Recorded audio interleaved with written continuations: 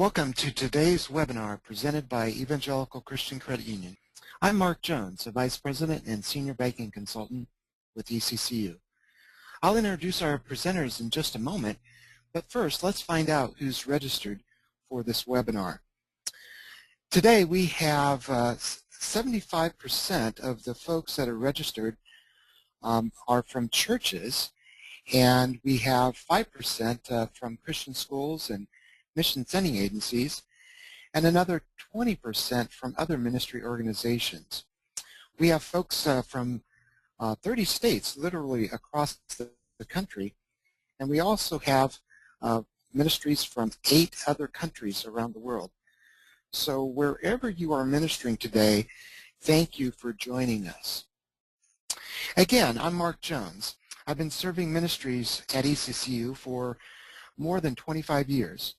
Joining me today are 2 people with extensive ministry and stewardship experience. Joining us today is Vanna Lau, who is a partner with the accounting firm Cape & Krause, where she has worked for 16 years.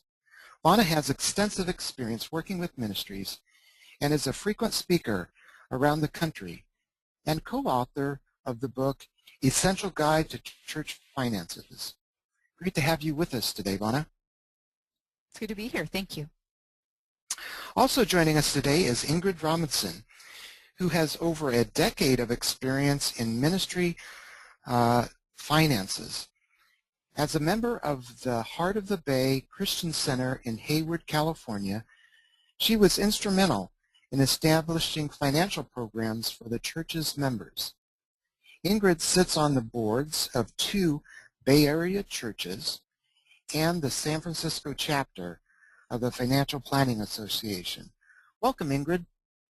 Thank you. Good morning, everyone.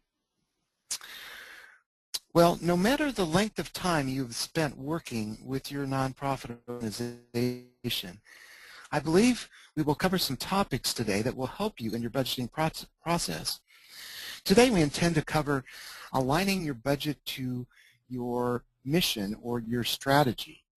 We're also going to talk about some different budgeting approaches, some things that you should be looking at or doing before you get started.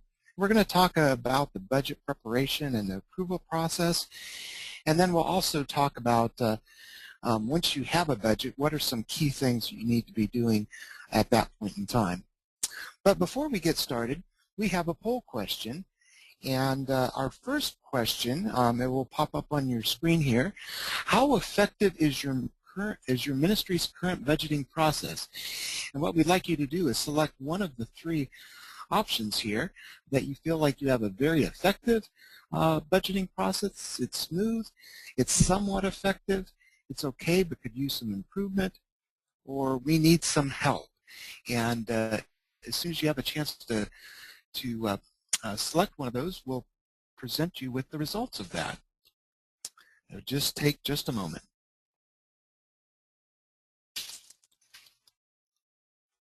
Okay, here we go. We've got the results. We've got 7% of you feel like you've got a pretty smooth process. Clearly the majority, 71%, feel that you have a somewhat effective process but could use some improvement, and 22% of you feel like you could use some help. So I really believe that we've got some material today that will help all of us. And so, Vanna, we certainly have a good percentage of attendees who feel like they could use some help. So why don't you start us off by sharing some key principles for budgeting? Absolutely, and I'm glad to see that. If we had 100% in that top category, I think we could all go home whether we had technical difficulties or not. So hopefully people will get some good information out of today. I think one of the key principles is that the budget needs to be based on a sound and clearly defined strategic plan. The 5-year plan that we'll talk about in a few minutes, that strategy to implement the mission and vision of your organization needs to be tied to the finances, and the budget is what ties those 2 things together. The budgeting process also needs to involve extensive collaboration. To just have 1 or 2 people or a committee and a couple of members of management put together a process and say, here's the budget, go live with it, is not nearly as effective as if we collaborate on it together as an organization. And then finally, the approved budget must be monitored on an ongoing basis. We'll talk a little bit about what that monitoring looks like, but there's really no purpose in doing a budget if you're not going to follow through on it and monitor it and hold people accountable to it.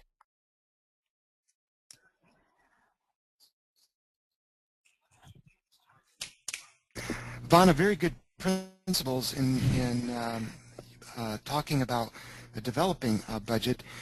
Let's go ahead and start talking about how to go through this process of developing the budget. Absolutely. When we review the mission, vision, and values, that is the basis for looking at a 5-year plan. And a 5-year plan is a rolling process that each year we add another year to, and we've got the ability then to look out and see what we hope to accomplish in the future and how we plan to get from here to there. So looking at what are the key objectives and the key outcomes. Those are ministry related, and then we funnel those down into what are the dollars that are necessary to make that happen, and where are those going to come from.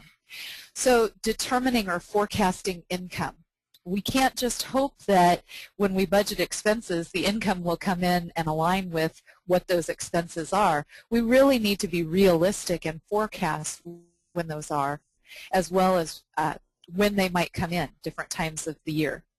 Determining an allocation by program or area, specifically identifying where the expenses will be, which program area those will be, and if we're going to allocate any of the overhead costs to it. If you've got a ministry and you want to know what that ministry costs, there are items that are involved with that beyond just the direct costs that are incurred, and so there may be an allocation of expenses.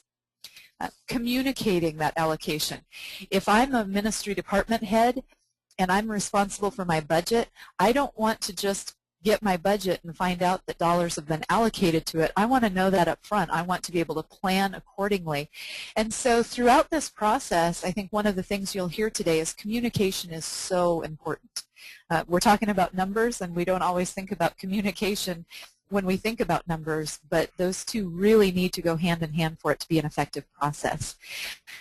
And then setting up contingency or reserve funds. I think many of us hope that we have seen the worst of the economy for a while, and we've maybe had to dip into our reserve funds to get by to this point, but we don't know that that is the case, and so we need to be really intentional about continuing to build reserves and contingencies rather than maybe living off of them. Vonna, a couple of points that you made that I think are really key is the first was forecasting your income first, and I know that at a lot of ministries that we've had the opportunity to work with, a lot of times what ends up happening is you figure out what your expenses are, and then you figure out, okay, well, I guess that's what our income needs to be. So determining that first, I think, is a really important point that you make. And in addition to that, one of the things that we've seen, as you mentioned, through this latest recession that we've gone through, the ministries that have struggled the most didn't have adequate reserves. And so making sure that you've got those reserves set aside is such a critical component for any ministry. So I think that's really good advice for us. So why don't you kind of take us through the budgeting process and maybe some different types of budgets and different approaches. Sure. The budgeting types that we have listed here, there are two primary ways of looking at the budget. One would be zero-based, so starting from absolute scratch and saying what do we hope to accomplish and what are the funds that are going to come in related to that and what are the funds that are necessary for that as far as expenses. That is a really cumbersome process, but it helps you to really evaluate what you plan to accomplish. The other is an incremental, and that is last year we did this and we think everything's going to change by 3% this year, so 3% it is. And boy, is that easy, but maybe not as effective as it should be for us to really analyze the expenses and the income that the organization is going to have. So probably a mold of those two, or a meld of those two put together to say we need to evaluate what we're going to do from scratch, but at the same time know that this is where we were at and that we're going to adjust that. So pulling those two pieces together. As far as budgeting approaches, this comes back to the collaboration that I talked about a couple minutes ago. There are two different ways of looking at this, and one of those is top-down. And so there would be management putting together the budget and getting it approved by the finance committee and just saying to those people that are responsible for it, here you go implement it. The other way is bottom-up, and that is saying to the ministry leaders, give me your budget for next year, and then we'll put them all together, and from there we'll put together the overall organization budget. There are certainly pros and cons to both of these. I mean, if you look at the top-down approach, that is a fast approach, about as easy as you can make it. But as far as buy-in from members of the team, there's no buy-in there. It's been dictated to them. And so there may be some hard feelings about that, and they just won't own it. The bottom-up approach, certainly the pro there is that there's buy-in. People know that they've been able to speak into the budget, that they have had the ability to analyze what they think they need and communicate that, but it can take a significant amount of time to do that, because certainly when you do that, you're going to get everyone's wishful thinking, and when you put that together, it's probably going to be a lot more than what your projected income is, and that's when you really sit down and communicate as a group about what you're trying to accomplish and where cuts can be made. Well, thanks, Vonna. Okay, now let's talk about some critical items that we need to take a look at before you begin your budgeting process at your ministry. And I'm going to turn it over to Ingrid. Ingrid, can you give us some insights on the importance and how to align to our organization's ministry and mission? Sure. Well, the first question you have to ask yourself is, can you tie your budget to what's important to your organization? So when you look at the current budget, are the dollars that you've allocated to each area reflecting what's most important to your organization? And if that's not the case, then you may have to sit down with your staff or your board or your finance committee, depending on whether you use the bottom-up or the top-down approach that Vonna just talked about, and then review your mission and vision to see if the allocation lines up. So once you're clear on what your mission and vision is, then you should create the budget structure that shows how you're going to accomplish your mission and vision, and then allocate those dollars to those areas. Ingrid, I'm going to show an example here on the screen. This is actually from my church and how we've kind of approached taking our mission and vision and aligning it to our financial structure. And so you can see here that our vision is to build joy-filled communities of faith whose very existence inspires everyone to live what we call ARB Cubed. And we describe ARB Cubed as a balanced Christian life made up of three key relationships, and that's a deepening relationship with God, or a life-changing relationship with other believers, and then an engaging relationships with those who have yet to believe. And so those three critical components are then identified in our financial structure, and we identify it as worship, community, and outreach. And so we build our budget around that area because that's what's key for us. That's what drives us with our mission and our ministry. And then we have the operations areas that kind of are below that to support those three key areas. And so if we were to take a look at that in terms of kind of an organizational chart, and this is actually what we've done so that we can actually build not only the financial structure but the budget as well, is we kind of have this org chart then where you can see where worship and community and outreach actually have a place, and then there may be detail below that where we need to budget for, such as students or children or adult areas, and maybe a local outreach versus foreign outreach. And then we have the operations area. So we can actually, we actually budgeted each one of these areas, but they then roll up, as you can kind of tell here in this chart structure, into these other areas. So we can actually see what we're spending or budgeting for community or for worship or for outreach. And then obviously we can even roll it up even to the entire ministry organization. So that's an example of how we have gone to try to tie our ministry to the financial structure at our ministry. And we're going to make some of this stuff available to you so you can kind of see that and maybe use that for your own ministry if that would be helpful.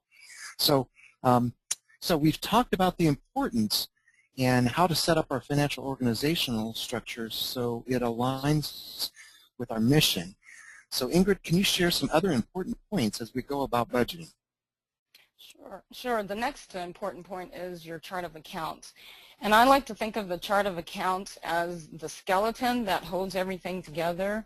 You have different areas of your organization, and every area has its own expenses, and some may have revenue.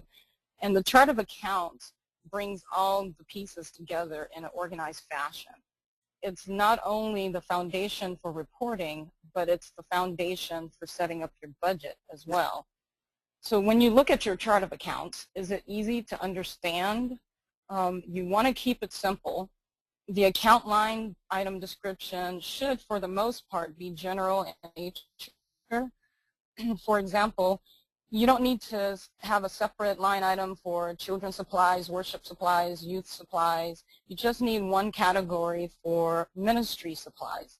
Or a more common example would be in the area of utilities.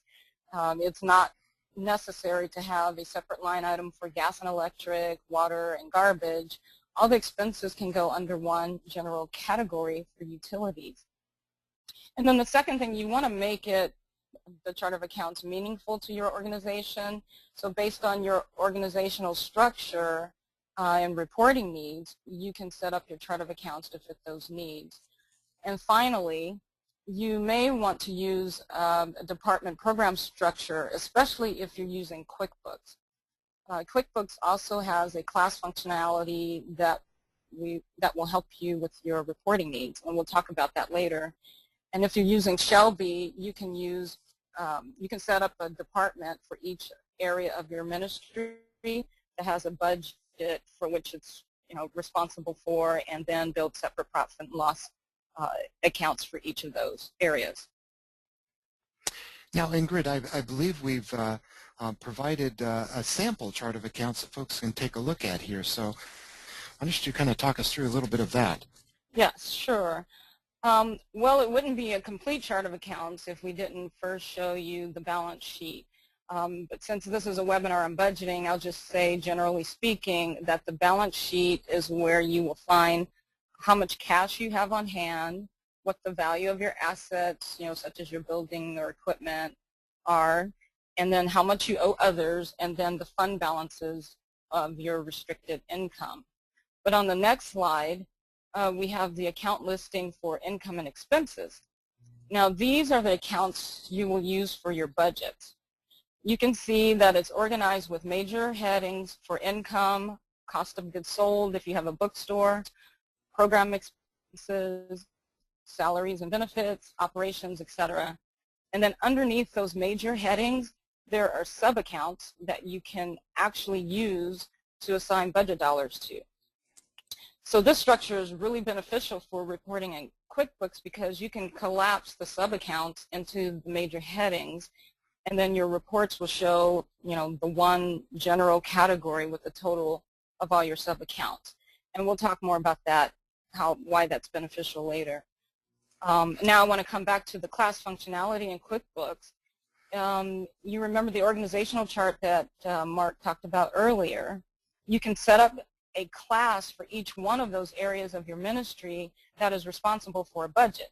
For example, you can set up a class for worship, for community, outreach, and operations, and then under your community, you can set up subclasses for adult care, adult groups, student, and children. And then you will be able to run budget reports and profit and loss statements on your actual spending for each of those areas of your organization. So as you can see, having an organized chart of accounts is the foundation to your budgeting process, and even be able to see how your dollars have been spent in the past. And this is especially important if you want to use the incremental type of budgeting that Vanna spoke about. Ingrid, that is very helpful information, and I think I agree with you that having a good chart of accounts is so fundamental to being able to actually know what's going on. So really important information. And those of you that are on the webinar today, we'll actually make this sample chart of accounts available to you, so you can, again, use that as a resource. Again, you don't have to use this specific one, but it will certainly give you some ideas, maybe as you put together your chart of accounts for your ministry.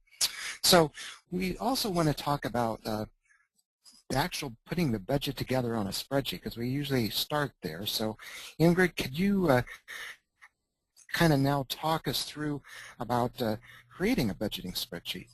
Yes, as you said, when you begin your budgeting process, you may want to use a spreadsheet to help facilitate the process, especially if you're using the bottom-up approach. You know, you may have to have several revisions before you get the final budget, like Vanna was talking about earlier. And using the spreadsheet can make this process easier and less frustrating for you. So you want to align your spreadsheet with your financial structure on a separate sheet within the Excel workbook. If you're using Excel as an example, you want to have a budget for each department or program area. Then you want to link each one of the separate sheets into one sheet that represents the entire organization. And then you can also have a sheet within the workbook that shows a comparison of the budget with your prior year totals. And I think we have an example of that.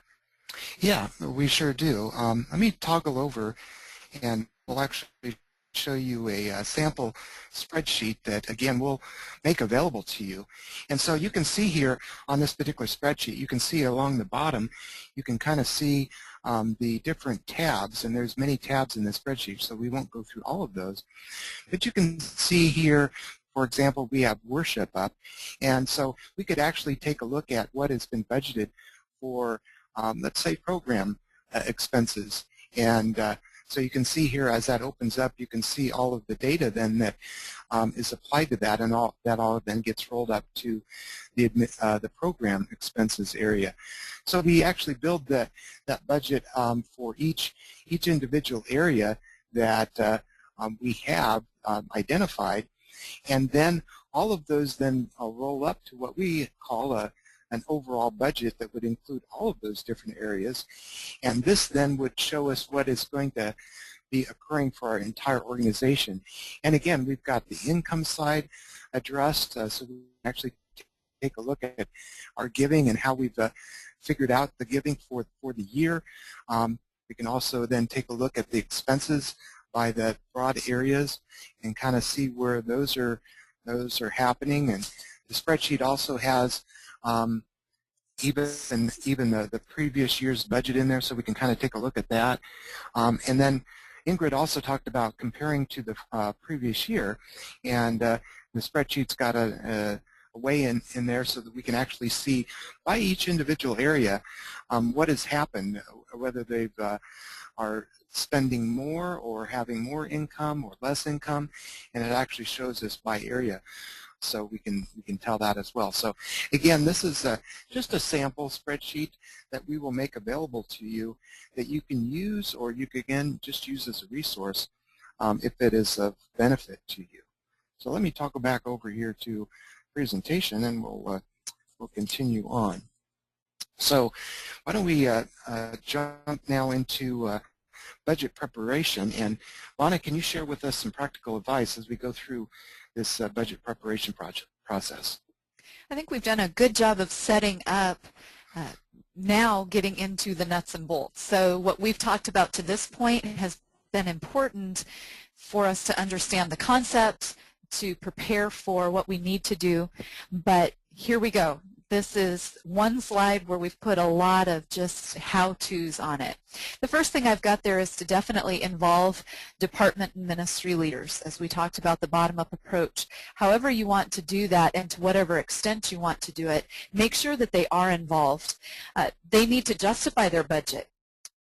Help them to understand the importance that their piece plays in the overall ministry, and that they need to align their budget with the strategic objectives. We've talked about the 5-year plan and where is the ministry going as a whole, and where is their department in the overall concept of where the ministry is going.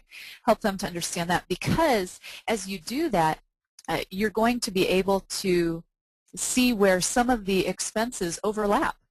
If you're in a church setting, you may have missions organization, the missions committee that wants to really reach out to Mexico, for example. That may be part of what their commitment is for the year. You may have a youth department that wants to take a missions trip this year, and they want to take the junior high and high school kids on a missions trip to Mexico. Well, as we get them in the same room and we get them to talking, we realize, hey, we could really be using the same dollars to accomplish both purposes. So making sure that we've got them communicating. Merging the department budgets, that's something that we just talked about. Ingrid brought that up, and Mark gave us examples of it, that taking each of those and then pulling them together and determining what that budget gap is. How much is the difference between where we hope to be and where we realistically might be? And then start the revision process. And certainly that's probably a painful process most of the time. And I think when we think about a budget and everyone groans, it's this piece of it that they're really thinking about.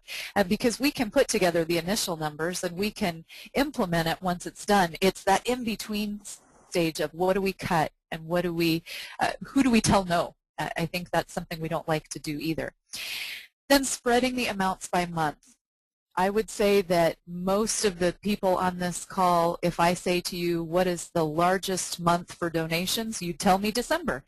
And if I said, what month are you really scrambling for dollars to come in, you're going to tell me that July, August time frame, something like that. So knowing that, you don't want to just take the annual income and divide it by 12, because you are giving yourself an unrealistic view of where you're at budget to actual wise.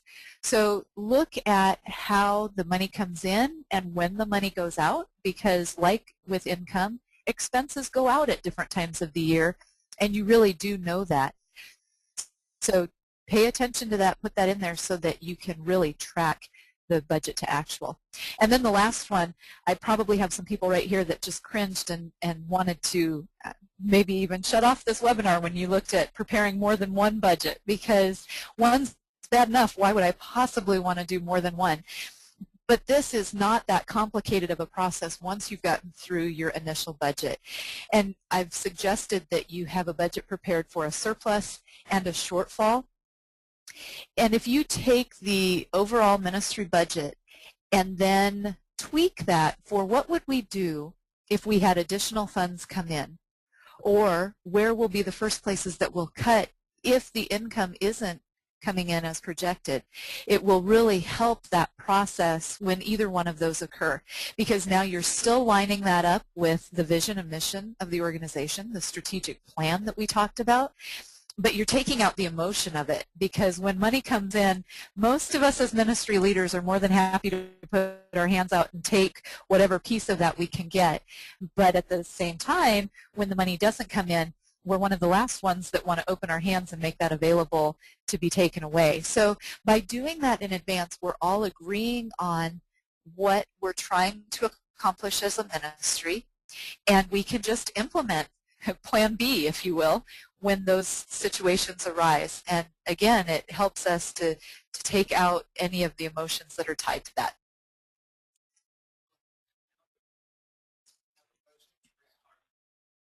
Well, Vanna, now that we have a budget draft, talk to us about who should be involved in the approval process.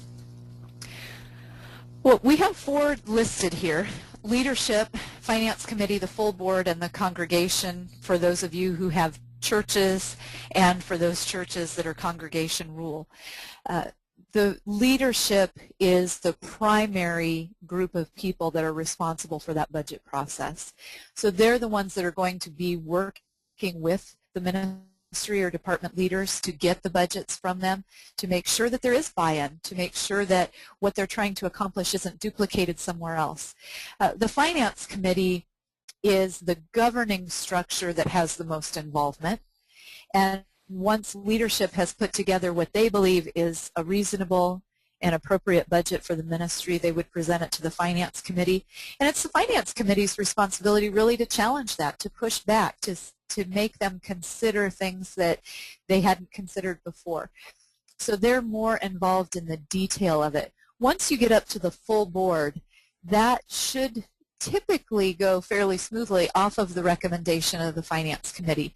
There may be questions, especially as the budget pertains to the strategic plan, because the board is certainly involved in that aspect of it. But it really is a pretty simple process once you get to that. The congregation, that is often an annual meeting where they will approve it. There's communication. And I think most of you that are in a congregation rule church know who's going to show up for those meetings, and you know how many people you're going to have, and it's probably not a lot compared to your congregation size as a whole.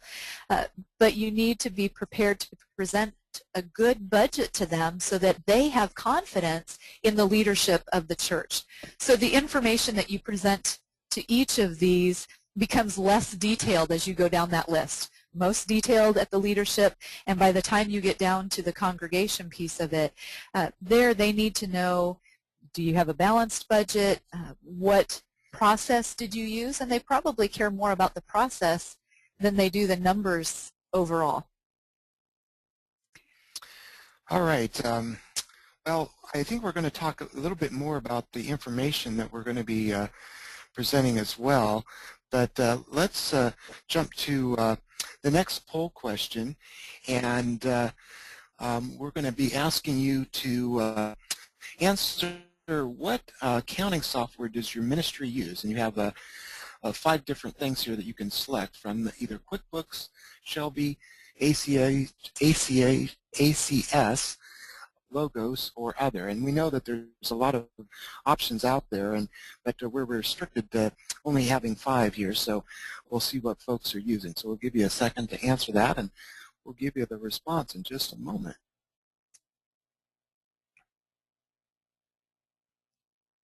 Okay. Well, certainly we have a majority of folks using QuickBooks. So we got 66% of folks on the call today using QuickBooks. We have another 10% using Shelby. We've got 5% with ACS, 1% with Logos, and 18% for other. So certainly a lot of folks using QuickBooks out there, and I know we've got some good tools for folks using QuickBooks. So now that we've got a budget, it's important that we now take all this information and integrate it into that accounting software we just talked about. So Ingrid, can you share with us why this is so important and how to go about doing that? Sure. Once you have the budget put together, now you want to put it into your software so you can run your budget reports and then also be able to run actual versus your budget reports. And putting that into your software, if you're using QuickBooks, and it looks like the majority of the people are, you want to take the information that you put into your spreadsheet. If you started with the spreadsheet and you have your chart of accounts in the spreadsheet listed how you do in your QuickBooks software, the implementation should be pretty simple. You just take the total numbers for each month and put that into your QuickBooks software by class, so you can eventually be able to run a budget report by class from the information that you put in. And then if you're using Shelby, you would take the same information from your spreadsheet and plug that into the chart of accounts in the Shelby software by clicking on the budget section of the chart of account itself. Great. Well, Ingrid, What should we be reporting then to these individuals within our ministry, and how often? Actually, as far as how often, you would want to be reporting monthly, or at the least quarterly. But I prefer a monthly budget report, so you can track throughout the year how close you are as far as your actuals versus budget. And excuse me, as far as the reports go, you can print a detailed report by class for the pastors who are actually responsible for their particular area of ministry, so they can see all of the detail. And then, as I spoke earlier in the setup of the chart of accounts and the QuickBooks, as you go down the list from the department leaders through to the leadership team, the board, and the congregation, as Vonna stated, as you go down the list, the less information that you need to give to each area. The beauty of the QuickBooks software is that you can collapse the sub-accounts into the major account headings. So if you're doing a report for the congregation, as I spoke earlier, as we were looking at the chart of accounts, we had the major heading areas with the sub-counts underneath it. You can collapse that in QuickBooks so the congregation gets the report that shows total income, total program expense, total operations, for example. I know, Ingrid, since so many folks are using QuickBooks on the webinar today, I know one of the functions that we use at our church with QuickBooks is the memorized report function. So we can actually set up, in essence, a report that's for each individual area, and it's just already been set up and defaulted with all of the stuff specific for that particular ministry area. And then once a month we can just click off and run those reports, and they're already set up for each ministry area, so it makes it a lot easier for us to do that. So very helpful information. Yes, that is a great tool to use. Well, Vonna, why don't you talk to us a little bit about accountability, and why is this important, and how do you actually accomplish this? I get all the fun topics today. We're talking about making multiple budgets and holding people accountable. I don't know. I'm not making many friends, but I do think accountability is a really important function of the budget, because if you're not going to hold people accountable to the budget, why go through the process? And I don't say that so that you walk out of this webinar today and say, ECCU said don't do a budget. I say that to say the importance is that we empower people to do what they're called to do and what you have hired them to do, but that you then expect them to follow the guidelines that are given. And so from the accountability standpoint, I really believe that if you've got a ministry leader responsible for a budget area, that potentially be a portion of their performance appraisal. We hold them accountable for ministry outcomes, for managing staff. We ought to hold them accountable for the budget as well, and that can easily be done. These are more objective measures than subjective, so I would encourage organizations to consider that piece of it. Great. Well, we've had a lot of questions come in, so let's see how many we can respond to. And I'm going to start off with a question from Michelle. Michelle asked this question, and I think I'll give this to you, Ingrid, for you to respond to.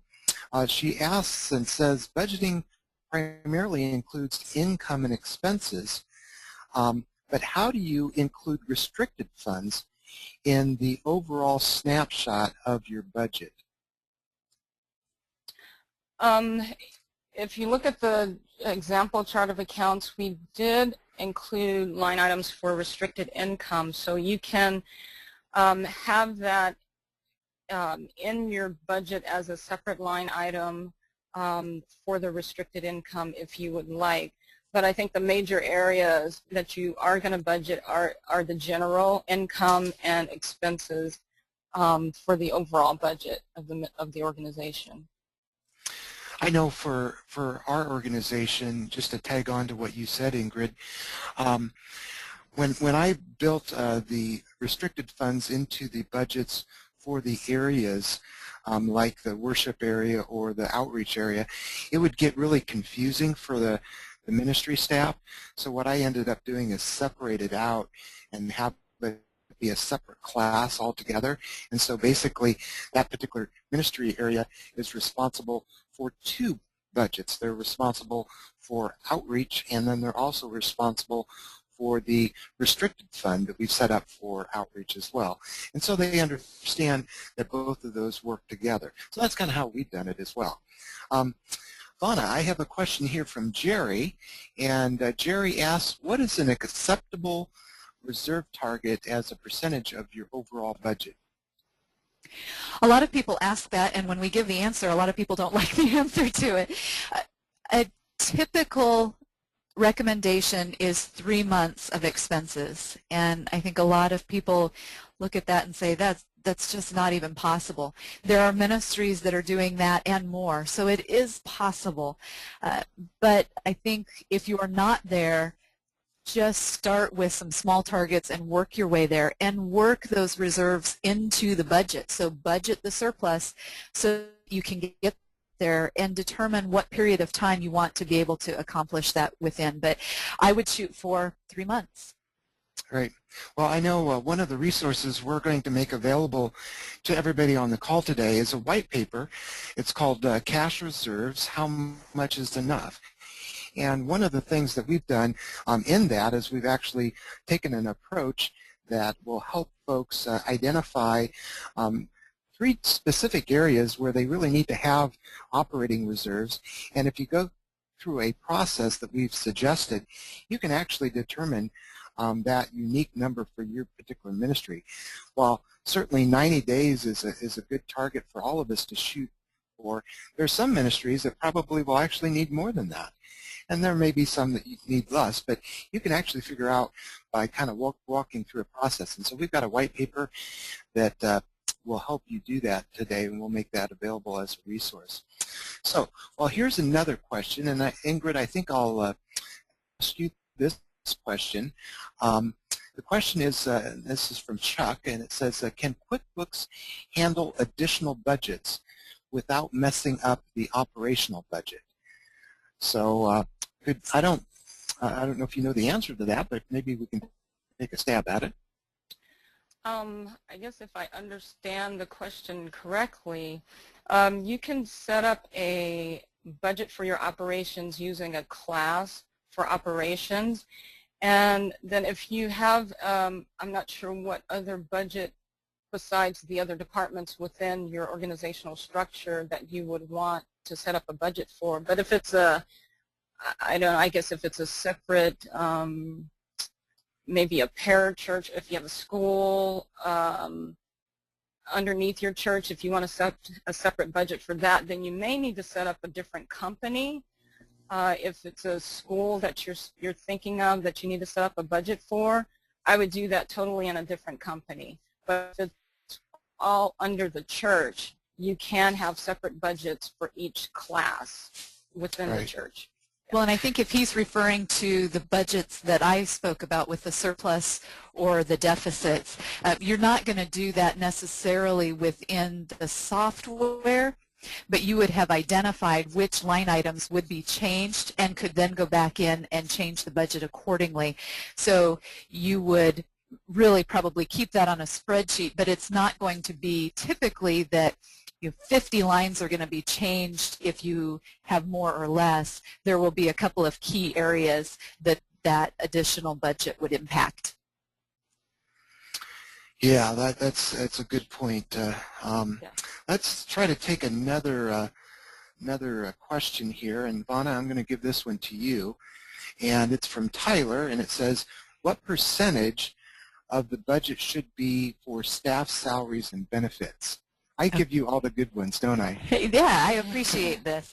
There's got to be some chocolate involved later somehow. I will say that since 75%, I think, of the ministries that were on here today are churches, I'm going to look at it from that perspective. And I'm going to give you an overall percentage that is recommended. The Church Financial Health Index is a tool that is out there, and it has a benchmark for this area, salaries and benefits, and that is that 45 to 55% of the budget would be allocated to salaries and benefits within that setting. Now, please keep in mind, if you're a smaller ministry, the smaller the ministry, typically the higher that percentage is. I mean, take it to an extreme. When you've got a church in a rural part of the country and they have 1 or 2 people on staff, I mean, you may be as high as 80% that's in there. But overall, as you just average in ministries across the country, that's usually going to be in the 45 to 55% range for churches. The parachurch ministries that are in here, that can be different because of the type of ministry that they have. So that would be the best answer I can give you for that one. Great, thank you very much. And I think this will be our last question, and it is from Dory, and I'm going to give this to you, Ingrid. She asked the question, should reserve funds be in a separate bank account or general ledger operating account? I would say yes, it should be in a separate account because you don't want to accidentally dip into those reserve accounts in your general operations. As far as on your chart of accounts, you can set up a designated fund on the chart of accounts on the balance sheet that you record those that reserve money that you want to set aside into. Great. Thank you for answering that question. Well, as I mentioned earlier, we'll be sending you an email with a link to the recording of this webinar. Actually, you'll receive 2 emails. The first will connect you with the presentation slides and other resources from today's webinar. The second email will link you to the webinar recording. In the meantime, here are the resources that will be available online that may be of interest to you. And so we've put online the sample budget spreadsheet as well as the sample chart of accounts with the class or department listing. And we've also put out there the organizational financial structure so you could use those and modify them however you wish. We hope that these would be of assistance to you as you create or update your own tools which you use. In addition, we've created a budgeting checklist which includes the critical points that you've heard today and some additional ones that kind of fall together as almost a checklist that you can go through to make sure you've done everything that you should be thinking about. So that's available too. I already mentioned the white paper cash reserves, how much is enough, but we also have a white paper that we'll make available how to budget in a changing economy, and so that will be available as well. And we also have a few books and websites and other online resources that we'll make available to you.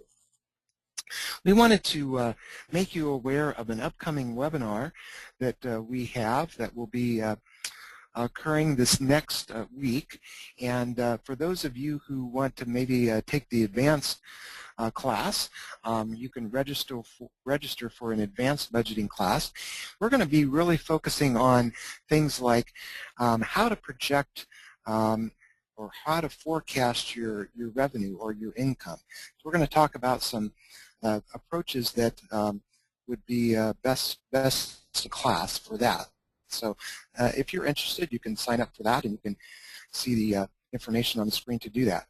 In addition, we have some upcoming events that we wanted to make you aware of. We have 2012 financial seminars for churches and nonprofits that will be in various locations in Denver, Fort Worth area, and Dallas. We also have a financial forum for ministries located in San Diego area, Livermore, which is in the Bay Area, Brea, which is Southern California, and Denver as well. And for any of those events, you can go to the resources page and events on our website. Well, thank you again, Ingrid and Vanna, and thanks to all of you who have joined us for today. Be sure to look for those emails that I've mentioned earlier.